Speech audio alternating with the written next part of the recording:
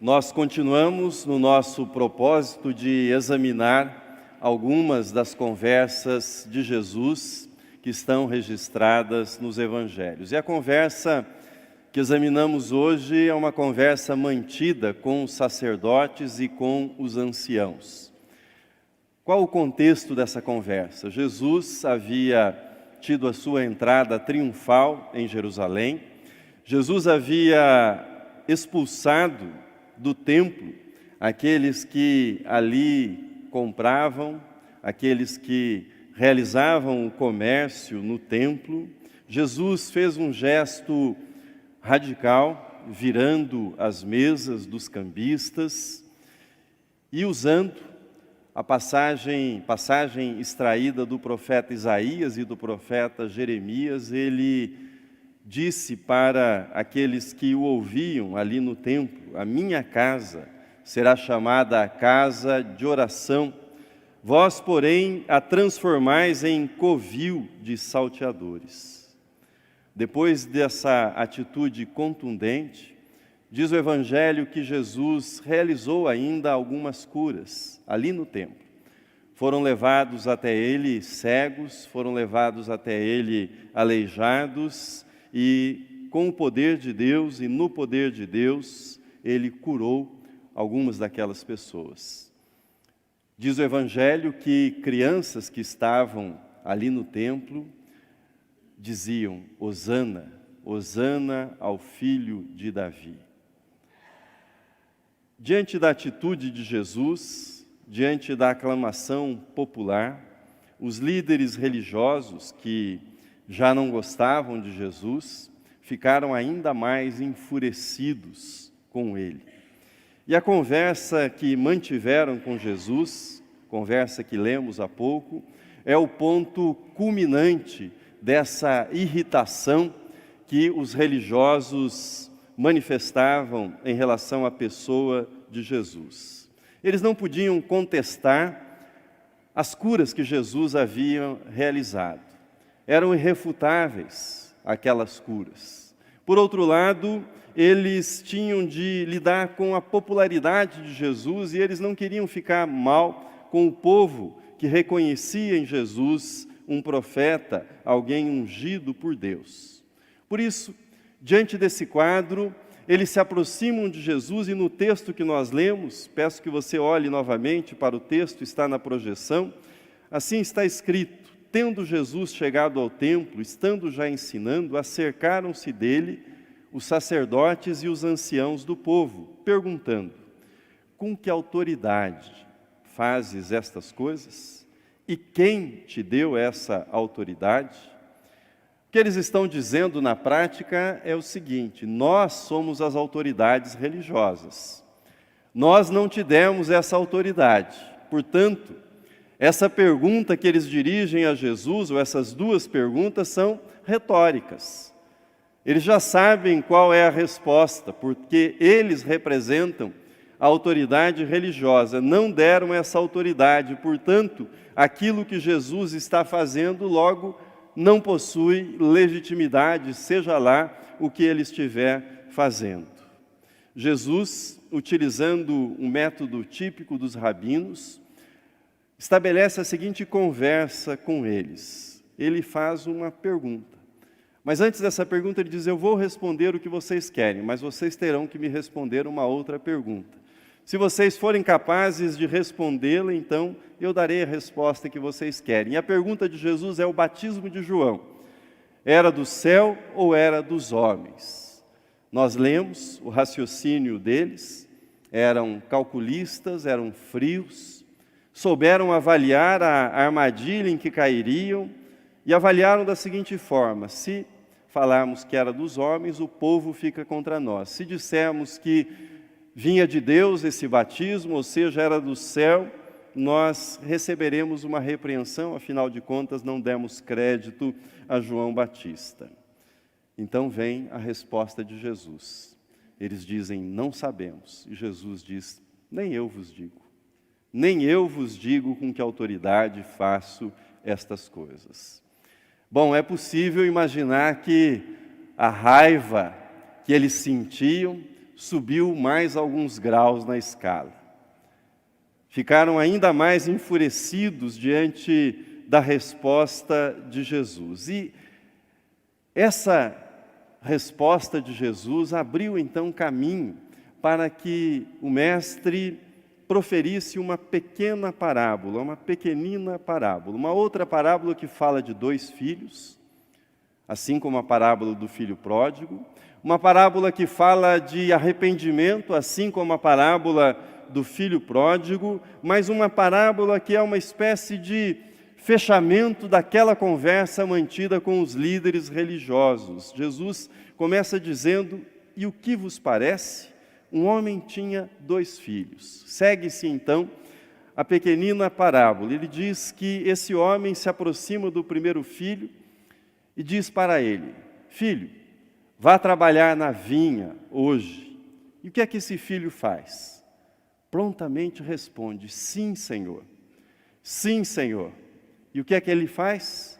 Não vai. O pai se dirige então ao segundo filho, dá a mesma ordem e ouve: não quero.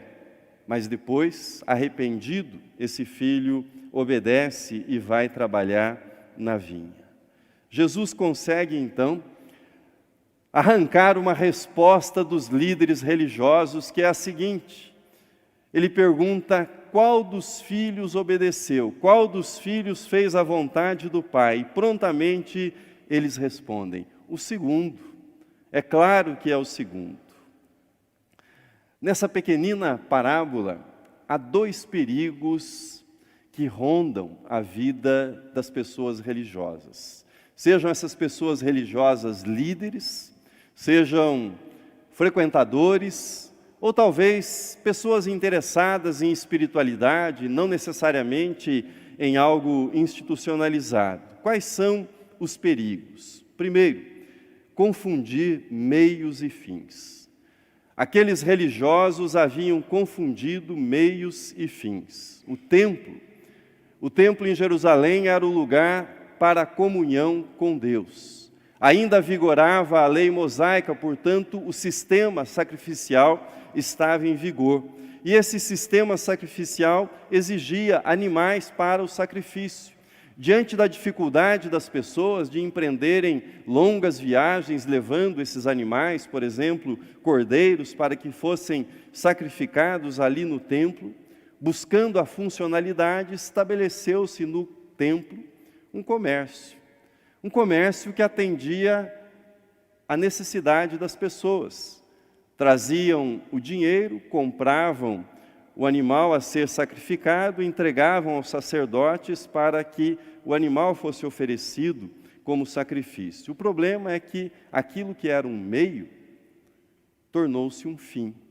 Aquilo que deveria ser apenas um recurso tornou-se uma finalidade para muitos daqueles religiosos. E o fim, ou seja, a adoração, a comunhão de todo aquele sistema sacrificial, acabou sendo esquecido. Mas sejamos justos, não só pelos sacerdotes, não só pelos comerciantes, também por aqueles que deveriam ser adoradores, mas que iam até o templo, adquiriam o animal, entregavam para ser ofertado e então iam embora, julgando que o assunto, Deus, estava resolvido e eles poderiam finalmente cuidar daquilo que realmente lhes interessava.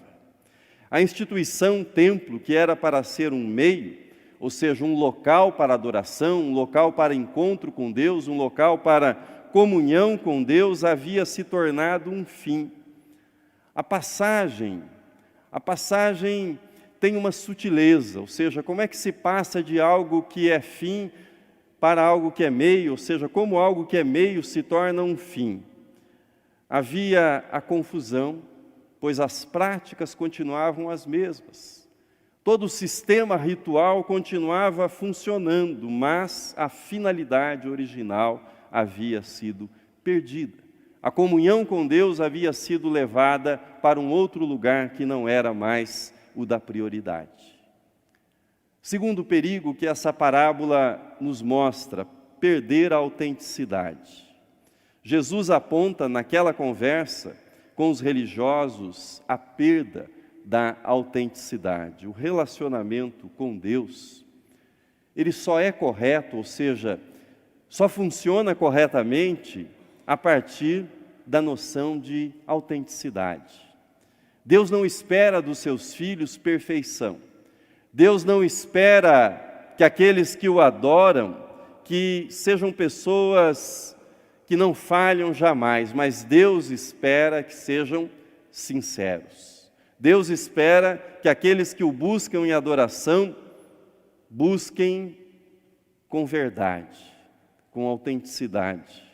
A conversa de Jesus evidencia que é possível ficar tão obcecado pelo sistema religioso, é possível ficar tão obcecado pelo funcionamento da religião, que se Deus está presente ou não é um outro assunto.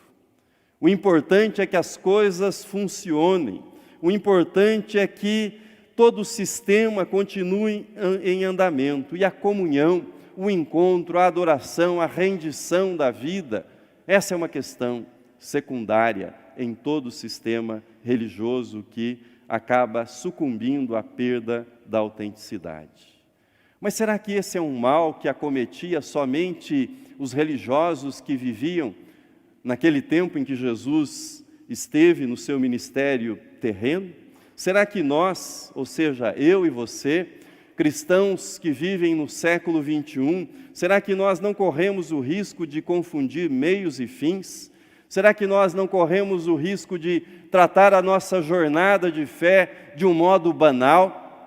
Deixar de priorizar a comunhão com Deus? Será que esse risco não nos ronda também? A minha experiência, infelizmente, me diz que nós não estamos imunes a isso. Nós não estamos imunes a esse perigo. E com isso eu chego àquilo que, a meu ver, é o núcleo dessa conversa de Jesus com os sacerdotes e anciãos. Ou seja, o tom da conversa de Jesus com aquelas pessoas é o seguinte: uma conversa de faz de conta em matéria de religião. Faz de conta em matéria de religião. Como assim? Faz de conta que vou levar a Deus, ou faço de conta que vou levar a Deus a sério, mas não levo. Faço de conta que eu vou obedecer a Deus, mas depois eu o ignoro. Faço de conta que eu vou buscar o reino de Deus em primeiro lugar, mas depois isso sai da minha agenda. Faço de conta que eu vou amar a Deus acima de todas as coisas, mas não o amo.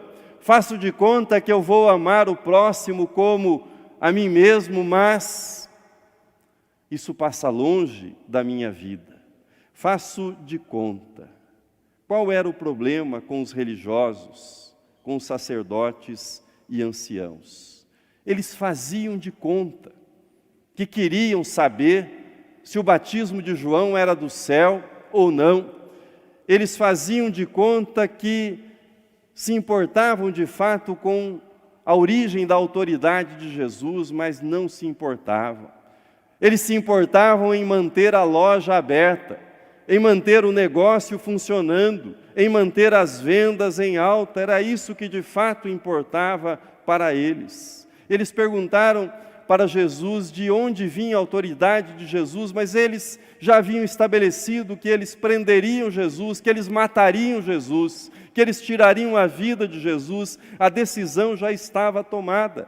Portanto, a pergunta era só uma estratégia dentro daquilo que eles haviam tramado para aprisionar Jesus e para finalmente condená-lo naquele sistema religioso. É muito perigoso quando o faz de conta se instala na vida do cristão. É danoso, é nefasto para a vida do cristão quando isso acontece. Vamos olhar novamente para a conversa de Jesus com os sacerdotes. Ele diz: e o que vos parece? Um homem tinha 2 filhos. Chegando-se ao primeiro, disse: filho, vai hoje trabalhar na vinha. Ele respondeu: sim, Senhor, porém não foi. Quais são as palavras que melhor traduzem a realidade que é descrita por Jesus nessa cena que nós lemos? Hipocrisia, indiferença, falsidade, dureza, esfriamento, desrespeito, afronta. Reflita comigo. O que é que essa cena descrita por Jesus diz a respeito da sua vida? Faça a si mesmo essa pergunta. O que é que essa parábola tem a ver com a minha vida? Tudo a ver, nada a ver. Em alguns momentos, talvez ela seja um retrato do que eu tenho sido. Pense, o que essa parábola tem a ver com a sua vida? Jesus demonstra um domínio total daquela conversa. Ele conduz a conversa que havia sido iniciada por eles. Depois de obter deles o reconhecimento que o filho, que a princípio havia dito, não quero, mas arrependido, obedeceu o seu pai, cumpriu a vontade do pai e foi trabalhar na vinha, Jesus arremata a parábola com o seguinte ensino, com a seguinte observação, veja o texto na tela. Declarou-lhes Jesus: em verdade vos digo que publicanos e meretrizes os precedem no reino de Deus. Porque João veio a vós outros no caminho da justiça, e não acreditastes nele, ao passo que publicanos e meretrizes creram.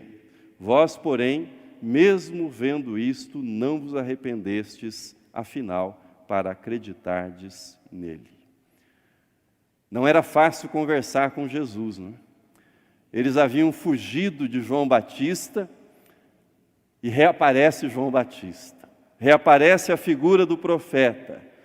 Mas a questão central nem é a figura do profeta ou a opinião dele sobre João Batista, é o arrependimento. Esse é o grande tema mencionado por Jesus nessa pequenina parábola.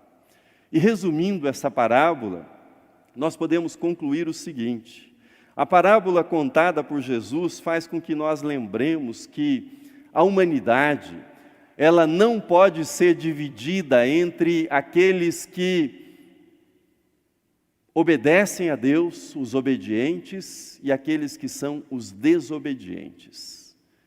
Essa lógica não pode ser aplicada segundo o que Jesus ensina. Era isso que os religiosos pensavam, era isso que eles queriam que as pessoas acreditassem, ou seja, que a humanidade estava dividida entre desobedientes e obedientes, e obviamente os obedientes estavam do lado dos religiosos.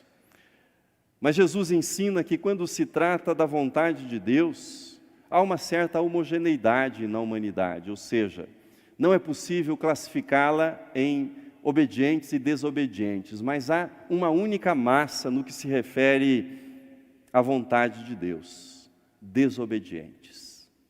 Toda a humanidade está circunscrita sob a desobediência. Todos são desobedientes. Há desobedientes religiosos e há desobedientes ateus. Há desobedientes que são frequentes nos cultos e há desobedientes que não são religiosos, que são irreligiosos, mas todos estão debaixo da desobediência. É isso que Paulo fala quando ele diz que não há um justo sequer, todos pecaram, todos se extraviaram, não há quem obedeça a Deus.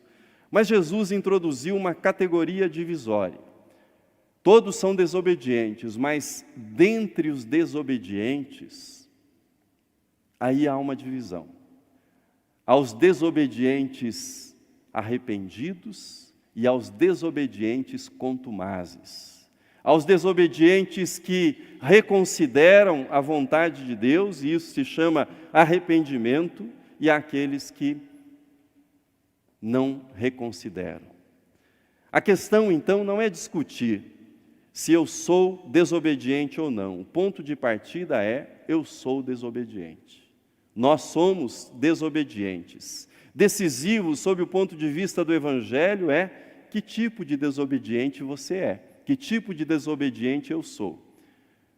Aquele que, mesmo sendo desobediente, arrepende-se diante da sua desobediência e com todas as limitações, apesar de ter dito não quero, arrependido se submete à vontade de Deus, ou aquele que assume uma postura de sim, Senhor, mas se torna hipócrita, porque ignora a vontade de Deus.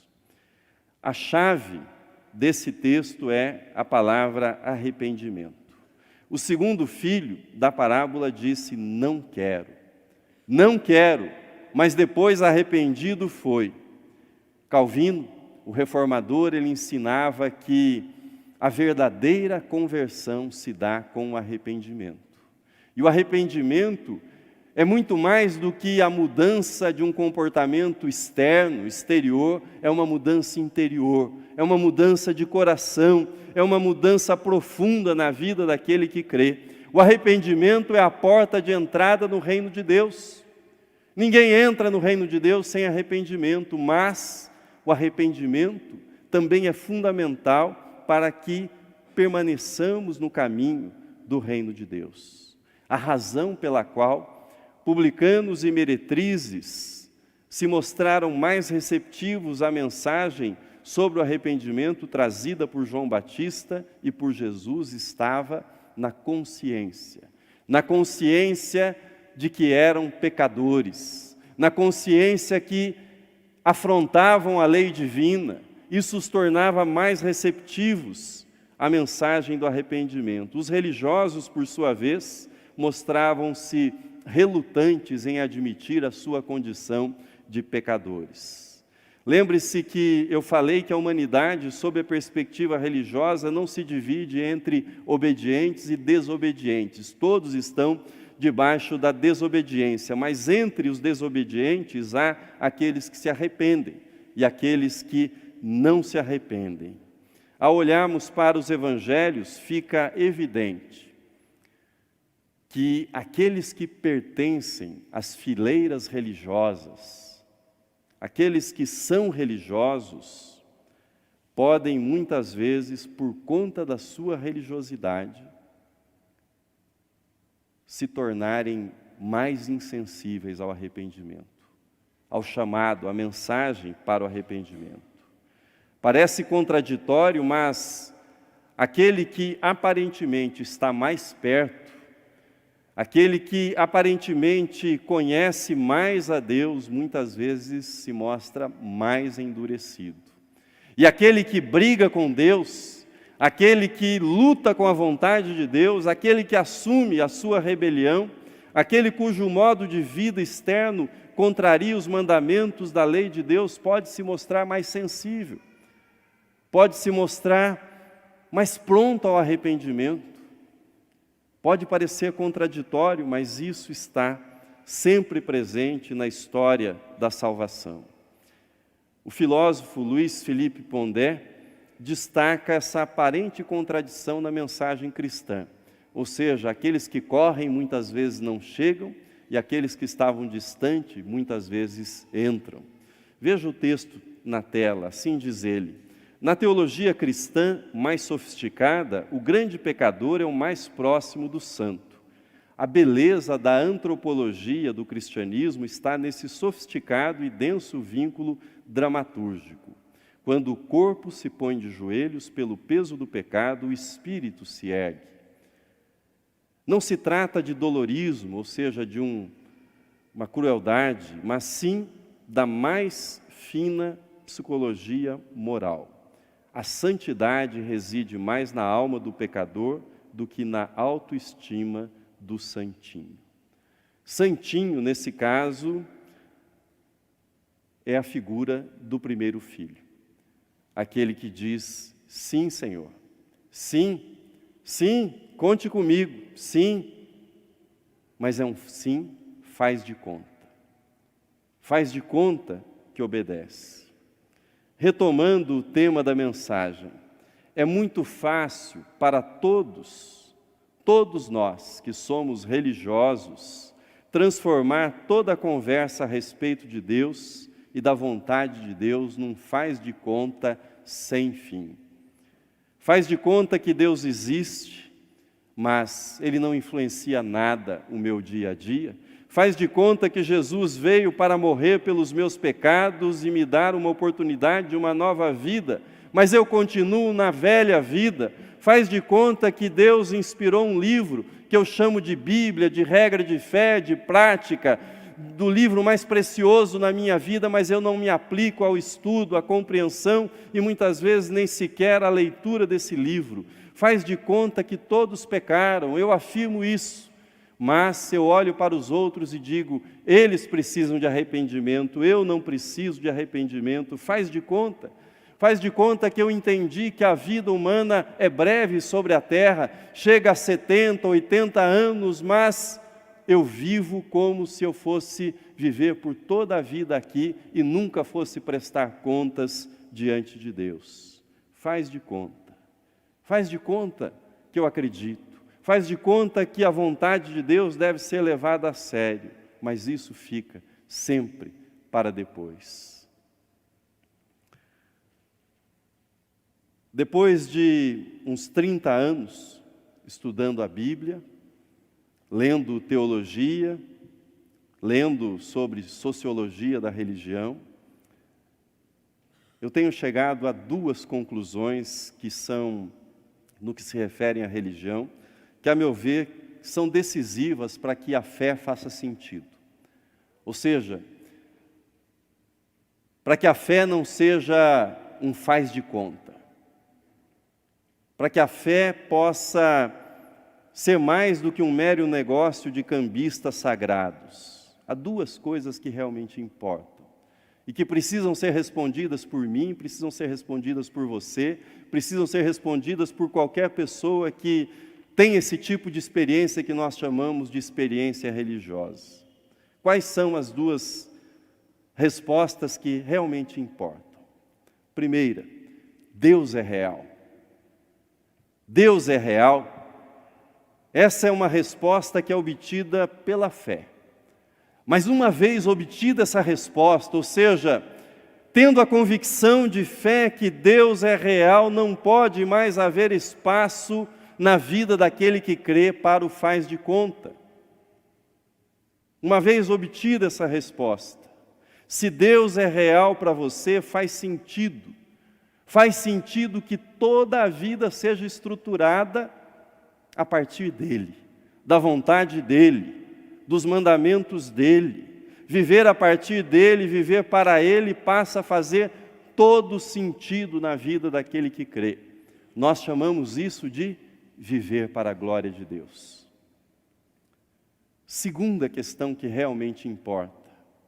Deus fala comigo? Deus fala comigo? Essa questão é importante na jornada cristã, porque se Ele fala comigo, como o pai da parábola falou, eu preciso decidir se cultivarei um sim de faz de conta, quando Ele fala comigo, ou se com todas as minhas lutas, com todas as minhas limitações, com toda desobediência que é inerente à minha condição de pecador, de ser humano, se em meio a todas as minhas lutas eu direi muitas vezes, não quero, Deus, eu não quero isso para a minha vida. Mas depois, arrependido, negarei a mim mesmo, tomarei a minha cruz e seguirei o meu Mestre. Amém. Oremos. Pai, nós te damos graças por esse momento. Agradecemos-te pelo modo tão claro com o qual Jesus falou com os seus contemporâneos, pelo modo tão cristalino pelo qual tu falas conosco nos nossos dias. Agradecemos-te, ó Deus, pela tua misericórdia. Agradecemos-te porque Tu és o Deus de toda misericórdia e todos nós, ó Pai, religiosos, não religiosos, estamos encerrados debaixo da desobediência. Não há, ó Deus, um justo sequer. Não há, ó Pai, quem busque a Ti, mas Tu vieste ao nosso encontro. Tu vieste, ó Deus, em Cristo Jesus, buscar-nos definitivamente para Ti. Agradecemos-Te, ó Pai, pela vinda do Teu Filho. Agradecemos-Te porque fomos encontrados por Cristo Jesus. Agradecemos-Te, ó Deus, porque sob todos os protestos de não quero, Tu és paciente para conosco, Tu és amoroso, Tu és um Deus que nos acolhe, nos envolve.